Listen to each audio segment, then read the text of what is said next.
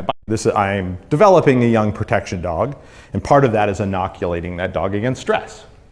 And there are different types of stress. I mentioned I can have a dog that's very predatory and he wants to bite, and I introduce physical stressors like sticks and things like noises and stuff like that. Well, there's another type of stress where the dog actually feels psychological stress.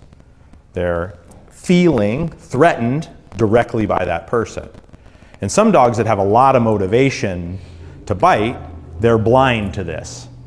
If somebody comes out in a bite suit, the dog has learned to bite that bite suit or that sleeve or whatever that is, and it's like a giant signal that we're playing that biting game, right?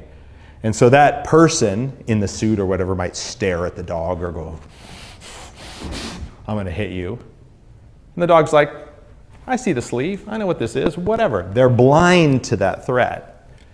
But sometimes certain people have a special amount of mojo or whatever that is, or my dog is going to be stressed by that. If my dog goes out at night in the dark and there's somebody without equipment and they come out of the bushes slowly, my dog now has a defensive response, right? And the defensive response is where the dog goes, this isn't a game anymore, that's a real threat.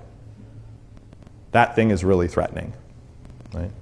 And so in protection work, if I'm developing and properly preparing a dog, I have to prepare them for the eventuality that they might encounter a situation in which it feels real to them. This is not a game anymore. That person is a real threat to me, right?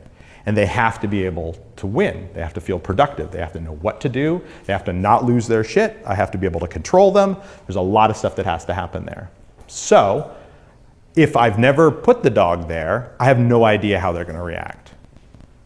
Right? So some dog may be oblivious until the day they first notice it, and now they're not oblivious and their response is very bad.